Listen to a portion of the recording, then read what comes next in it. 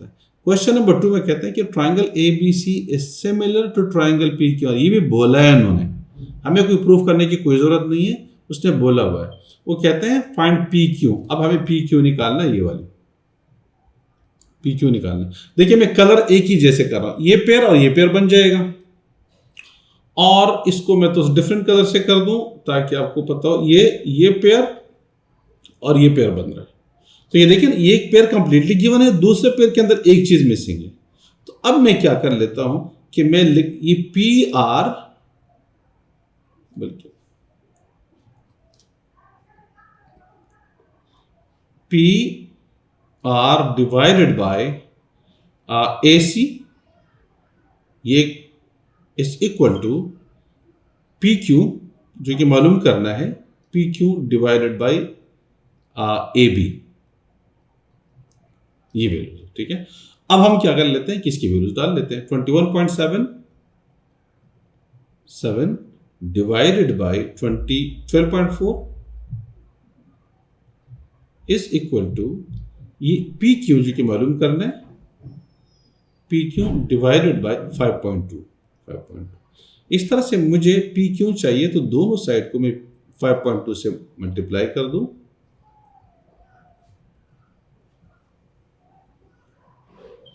इस साइड को मैं 5.2 से मल्टीप्लाई कर दूंगा, तो ये कैंसिल हो जाएगा। मेरे पास पी क्यू की जो वैल्यू आ जाएगी, मैं इसको सॉल्व कर लेता हूं।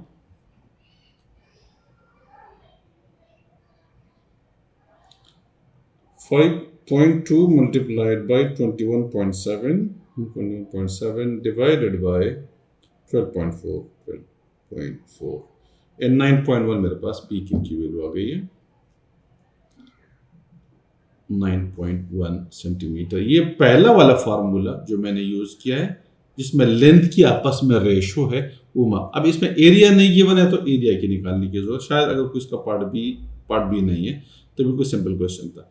अब इस क्वेश्चन को देख लीजिए, कहता है कि triangle A B C is similar to triangle D E F. ये बोला है उन्होंने कि दोनों ट्राइंगल सिमिलर है। Calculate the value of x and y, x की वैल्यू और वाई की वैल्यू। तो एक्स के लिए देखिए जो सिमिलर पेयर्स बनेंगे, ये एक पेयर ए बन जाएगा ये करस्पॉन्डिंग साइड से, और दूसरा पेयर मेरे पास आ जाएगा, ये वाला पेयर मेरे पास आ जाएगा। ठीक है, इससे मैं एक्स की वैल्यू निकाल लेता हूं। अच्छा, वाई की वैल्यू मुझे चाहिए, तो ये पेयर तो गिवन है ये वाला, और तीसरा पेयर मेरे पास फिर ये आ जाएगा। इसका डिफरेंट आप कलर कर दीजिएगा, तो इसका पेयर मेरे पास ये वाला आ जाएगा, एक ही। ठीक है, तो फिर से वाई की वैल्यू निकल सकती है। तो अगर मैं एक्स की वैल्यू निकालना चाहता हूं, तो एक्स की वैल्यू के लिए मुझे ये चीज चाहिए, यानी 6/8, या मैं इसको लिख दूं कि DE upon A B is equal to x upon 10। मुझे x की वैल्यू चाहिए, तो दोनों, अच्छा सॉरी, मैं इसको पहले नाम लिख देता हूँ उसका, और वो मेरे पास आ रहा है EF अपॉन BC। ठीक है, तो मैं वैल्यू डाल देता हूँ। बी जो DE है वो 6 है, जो AB है वो 8 है, इस इक्वल जो EF है वो x है, जो कि वैल्यू मालूम करनी है, और जो दूसरा हमारे पास है BC है वो 10 सेंटीमीटर यहाँ पे गिवन 10। तो इस तरह दोनों साइड को 10 से मल्टीप्लाई करें ताकि ये 10 कैंसल आउट हो जाए इससे, और हमें x की वैल्यू हमारे पास आ जाए। x is equal to 10 6 60 upon 8, 4 2 8, और 4 15 60। तो x इज इक्वल टू 7.5।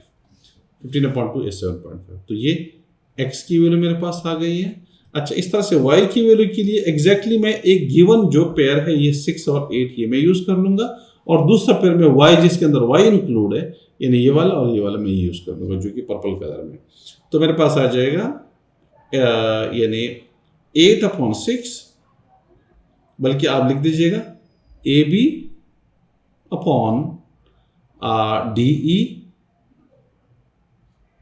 इसको DE अपॉन AB भी लिख सकते हैं, जैसे मैंने ऊपर के अंदर किया हुआ है, और AB अपॉन DE भी लिख सकते हैं, इससे कोई फर्क नहीं पड़ेगा, लेकिन ये ऑर्डर पर सेम रहेगा दोनों के लिए। जैसे आपने इसका A B upon D E करें तो अब ये A C upon D F हो जाएगा, A C upon D F हो जाएगा। ठीक है, अब उसमें से हम क्या कर लेते हैं कि वाई की वैल्यू निकालते हैं। तो ए सी की अभी ए बी मेरे पास आ रहा है 8 आ रहा है, और डी ई मेरे पास आ रहा है 6 आ रहा है, इज इक्वल टू ए सी जो कि मेरे पास वाई है मालूम करना है, और डी एफ मेरे पास 9 है। तो इस तरह से क्रॉस मल्टीप्लिकेशन 9 के साथ दोनों सेट को मल्टीप्लाई करें ताकि ये 9 और 9 कैंसिल हो जाए। तो इस तरह से मेरे पास आ जाएगा y इज इक्वल टू, अगर आप इसको कैंसिल आउट करें तो कैंसिल आउट करने से ये हो जाएगा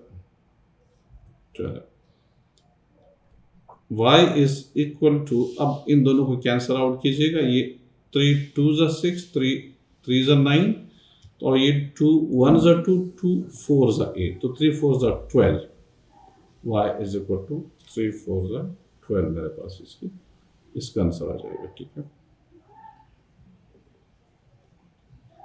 तो ये दोनों वैल्यू चाहिए थी x की, वो x की वैल्यू हमारे पास ये वाली आ चुकी है, ये x की वैल्यू आ चुकी है ये वाली, और हमें y की वैल्यू चाहिए तो y की वैल्यू हमारे पास ये वाली आ चुकी है। तो इस तरीके से दोनों वैल्यूज मेरे पास आ गए। क्वेश्चन नंबर 4 दिया हुआ है उसमें, two cylindrical cans are mathematically similar, mathematically मतलब सिमिलर है, इसका मतलब ये, the larger can has a capacity of 1 litre and the smaller can has a capacity of 440 ml.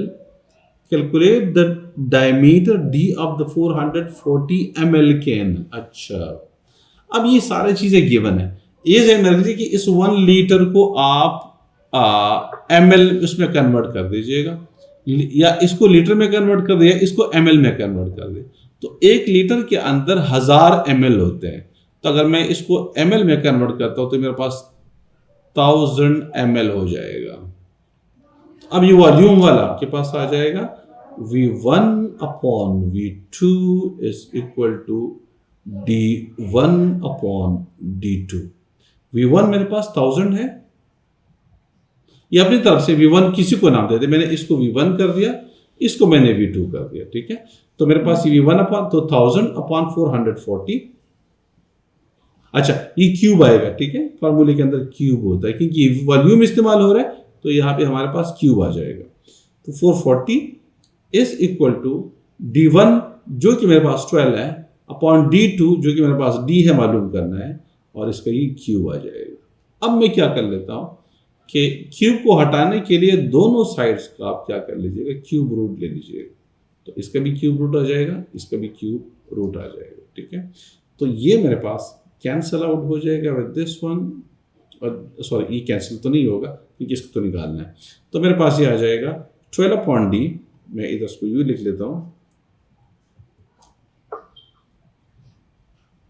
ये बल्कि चले 1000 का जो क्यूब रूट है वो 10 है, और 440 का क्यूब रूट मेरा ख्याल है कि वो निकालना पड़ेगा, कि बल्कि दोनों का सॉल्व कर लेता हूँ मैं एक साथ ही, एक ही आंसर आ जाएगा।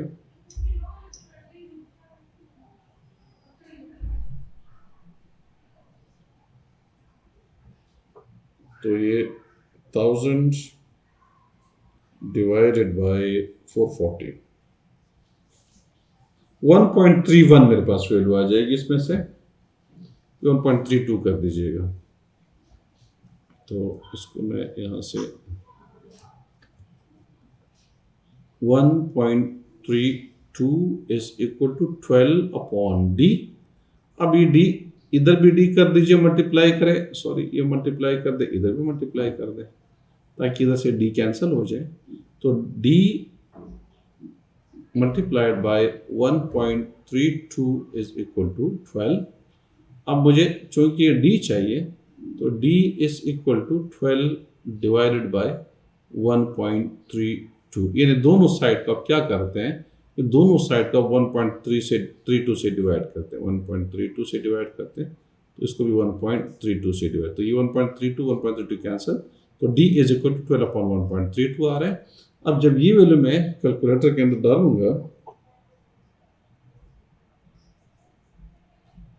मेरे पास 9 वैल्यू आ, 9.09 लिखे बस सही है, 9 वैल्यू आ जाएगी, तो d इज इक्वल टू 9.09 0.09 या अप्रोक्सीमेटली इक्वल टू 9।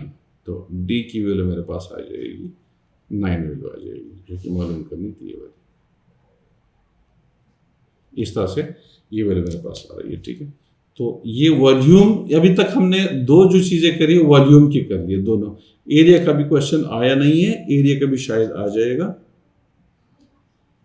ये भी वॉल्यूम वाला है। the two containers are mathematically similar in shape. The larger container has a volume this and the surface area this. अच्छा, the smaller container has a volume this. अच्छा, calculate the surface area of the smaller container है। अब surface area of the smaller container हमें चाहिए होगा कि surface area का जो आपस में जो उसका रिलेशनशिप बन रहा है, देखिए वो इस तरह से आ जाएगा। जैसे हमारे पास A1 upon A2 is equal to L1 upon L2 का स्क्वायर होता है हमारे पास, ठीक है।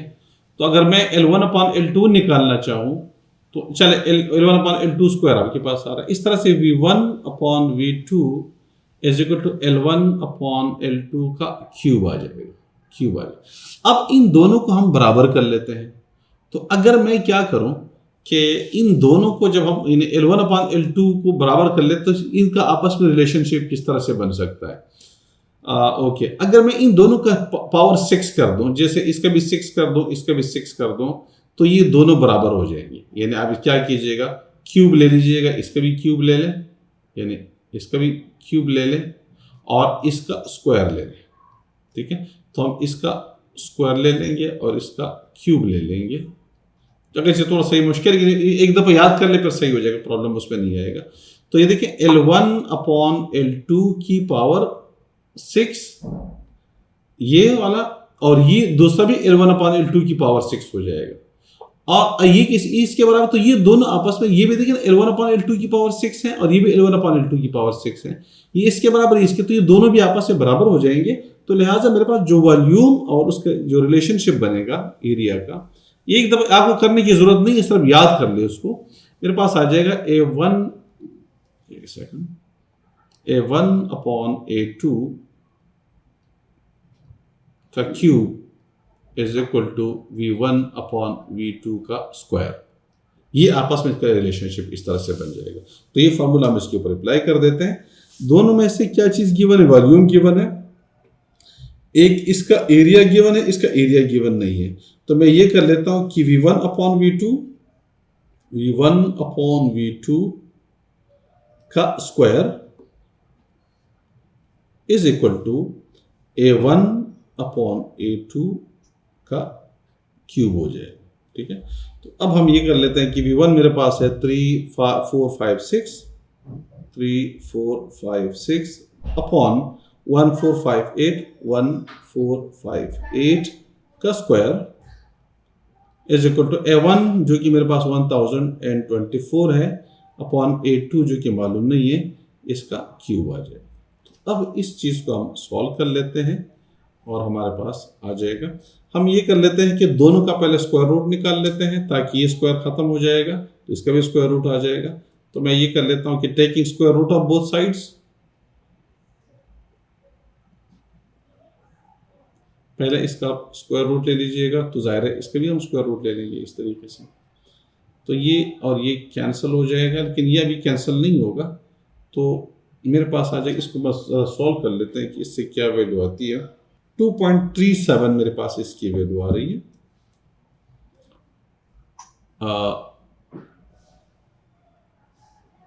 2.37 इज इक्वल टू ये 1024 अपॉन A2 की पावर ये 3/2 हो जाएगी वैल्यू इसकी, ठीक है।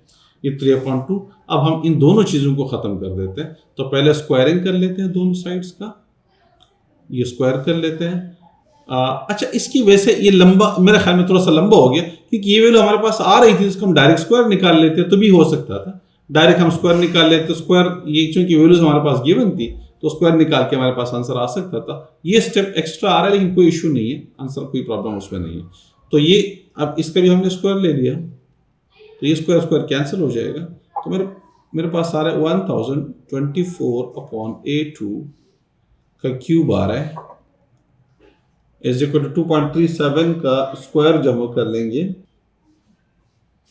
5.62 मेरे पास आ रही है। क्यूब रूट ले लीजिएगा दोनों साइड्स का, क्यूब रूट, इसका भी क्यूब रूट ले लीजिएगा। क्यूब रूट ये क्यूब और क्यूब कैंसिल हो जाएगा। 1024/A2 इज इक्वल टू, इसका जब हम क्यूब रूट लेंगे वो मेरे पास 1.8 वैल्यू आ रही है, इससे 1.8 वैल्यू आ रही है। अब ये इधर शिफ्ट हो जाएगा तो 1024 is equal to 1.8 multiplied by A2 हो जाएगा। इस तरह से A2 is equal to 1024 divided by 1.8 कर देंगे तो इस तरह 682.7 हमारे पास एरिया A2 आ जाएगा। 682.7 वॉल्यूम का यानी V1/V2 is equal to A1/A2 का जो फॉर्मूला हमने अभी डिराइव किया कि इसका स्क्वायर इज इक्वल टू इसका क्यूब, ये वाला फार्मूला बहुत कम इस्तेमाल होता है, लेकिन फिर भी अगर कभी वॉल्यूम और एरिया गिवन हो तो आप इस तरीके से ये वाला फार्मूला यूज कर सकते हैं कि V1/V2 square is equal to A1/A2 का क्यूब हम इस तरीके से निकाल सकते हैं और उससे हमारे पास सरफेस एरिया आ सकता है।